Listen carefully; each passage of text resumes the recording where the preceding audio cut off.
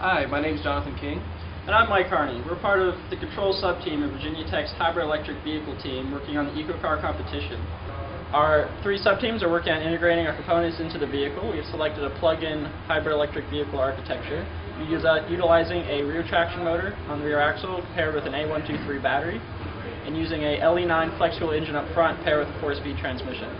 Now, in order to get all this to work together, we'll be using a National Instruments Compact Rio as a hybrid vehicle supervisory controller in order to control the aspects of our vehicle, including torque split, fault mitigation, and just general supervisory of both the GM LAN and our own components.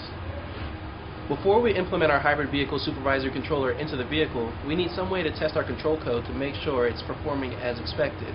Hardware in Loop testing, or HIL, provides us with a safe testing environment in order to do so. With hardware in Loop testing, we use a simulation model of the vehicle to try to interact with the controller the same way the actual vehicle would. This testing is done in real time, so the control code has to respond the same way it will need to in the vehicle. In hardware in Loop, the controller doesn't know whether it's talking to an actual vehicle or if it's talking to the simulation target. And that's what makes this testing method so powerful. It gives us an accurate look at what the controller will do when we put it in the vehicle. Some of the equipment we'll be using in our HIL setup includes our National Instruments PXI chassis, which includes our real-time simulation target, several CAN cards, analog input card, and a DC power supply. We have our hybrid vehicle supervisory controller, which is our National Instruments Compact Rio. It is the actual Rio we'll be using in the vehicle, and it contains all the inputs and outputs for CAN, analog, and digital signals that we'll be using in the vehicle. We also have a laptop. It is connected via to the PXI and to the Rio via Ethernet, and that allows us to use NI Veristand to interact with the vehicle model on the PXI chassis, as well as monitor the actions of the Rio through a user interface. And finally, we also have our analog signals coming from our actual accelerator pedal we'll be using in the vehicle. We'll use this for extensive fault testing later on. This screen shows the National Instruments Veristand front panel that gives us information about what's currently happening with the model. Information such as current engine RPM and vehicle speed are given to us by the gauges on the left. There are also controls that allow us to manipulate variables and control what the vehicle does. You can see controls such as the current key state and gear selector. There's also a control over on the right that allows us to control the current battery state of charge. First, I'm going to go ahead and turn the vehicle on by switching the key to run, and I'm going to put the transmission into drive. Next, I'm going to lift my foot off the brake pedal, and you can see that the vehicle begins to creep, just like a normal vehicle would. Now I'm going to give it some accelerator pedal input,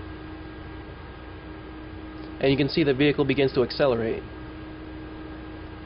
Now I'm going to show you what happens when we turn the battery state of charge down.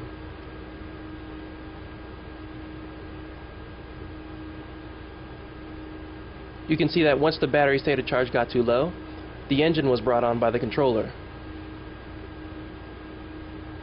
This happens because since our vehicle is a plug-in hybrid architecture, once the battery reaches a certain low state, the engine will continue operation of the vehicle.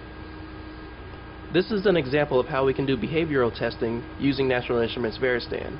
Now we're going to give you some examples of how we can do some fault mitigation and problem testing. One way to insert faults is by using NI Veristand. Within a profile editor, we can select channels in the model to manipulate in order to force faults to occur. So we created a stimulus profile to ramp the state of charge of the battery from 40% state of charge to 20% state of charge.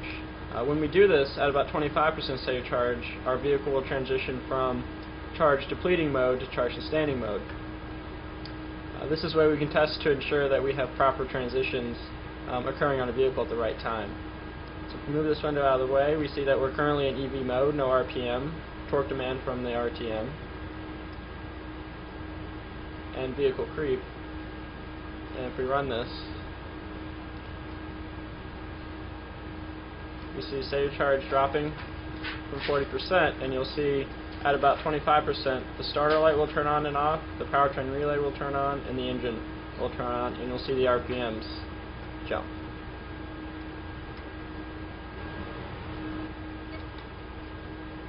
And we see at 25% state of charge, everything operated as we intended. And now we know when you put the controller in the vehicle that it will in fact transition from charge depleting to charge sustaining at the proper state of charge and not deplete our battery below its limits. Another way to insert faults is called hardware fault insertion. With hardware fault insertion, we're going to physically pull signals going to the controller to see how it responds. For our first example, we're going to test to see what happens when we lose CAN communication with our high voltage battery and rear traction motor. So first, I'm going to release the brake pedal and give it some accelerator pedal input. And you can see that right now it's accelerating using the rear traction motor. Now I'm going to pull the CAN cable for the rear traction motor and battery going into the controller. You can see that immediately the controller brought the engine on and continued accelerating using the flex fuel engine. For our second example, we're going to test to see what happens when we lose communication with the accelerator pedal. So once again, I'm going to go ahead and give it some accelerator pedal input. Then I'm going to pull the power supply that goes to the accelerator pedal. You can see that once the accelerator pedal was lost, the controller shuts the vehicle down and allows it to safely coast down to a stop. Since without an accelerator pedal we can no longer determine what the driver intent is, we're simply going to let the driver pull off to the side of the road. We hope you've enjoyed our presentation on some of the ways we're using hardware and loop testing to make our control code more robust. We also hope you've learned some ways that you can use hardware and loop testing to improve your testing setup.